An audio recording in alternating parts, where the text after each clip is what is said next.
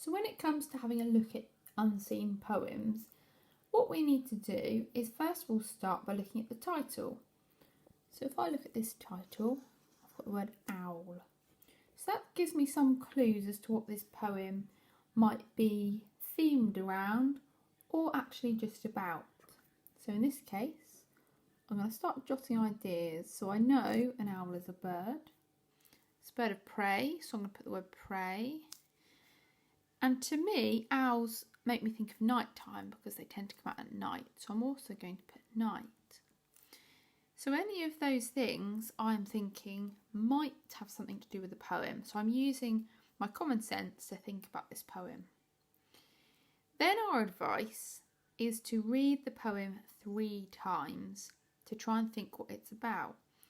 Now, 3 times probably sounds like a lot, but poetry is a little bit like doing a bit of a jigsaw. It takes a bit of patience, it takes a bit of time. So by reading it 3 times, each time we hope that you will learn something or figure something out that perhaps you didn't see before. So what I'm going to suggest we do, I'm going to read this through the once, and then what I'd like to do, Year 7, is I'd like you to pause this video and read it a second and a third time to yourself, or you could open up the Word document attached to Show My Homework this week and read it that way. That's absolutely fine. So I'm going to read it the once on here.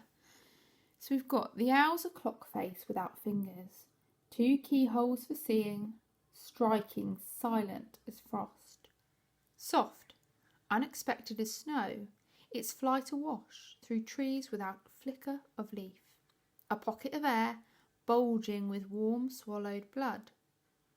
Out there, the wood grown stiller than winter, with spring breathing blue, bells and fern under cover, each feather pinned, fur and whisker twitching in the windless night, and time flying white from the clock tower, screeching the hour of death.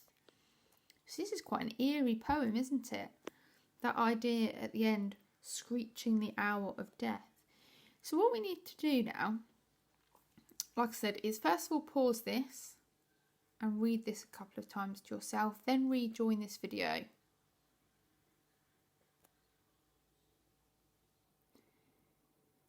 Now you're back, the third thing to do, so our third top tip, is to try and focus on parts you do understand and try and find metaphors that will help you to explore the poem. Now this is quite hard, so what I like to do is I like to get my highlighter and I like to actually highlight things that I think I understand. So the owl's a clock face without fingers. At the moment I'm going to say that I don't know what clock face means, so I'm going to say without fingers.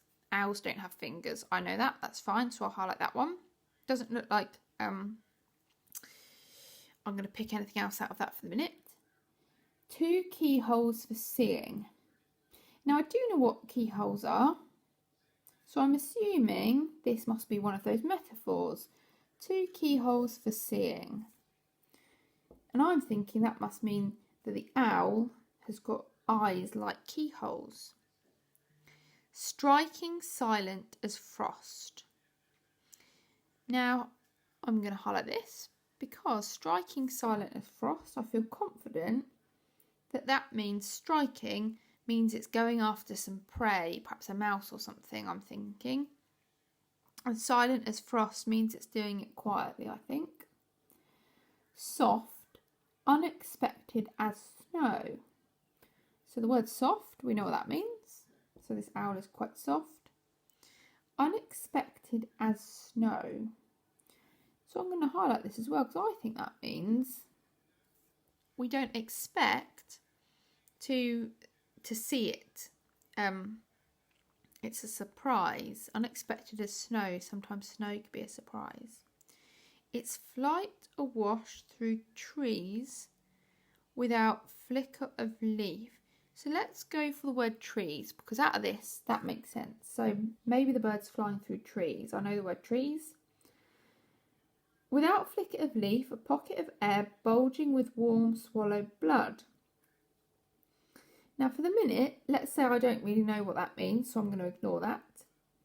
Out there the wood grown stiller. Now stiller, that sounds like a word I know, doesn't it? That sounds like the word still. So I think that means maybe the wood and the trees are still. Then winter with spring breathing bluebells and fern under cover.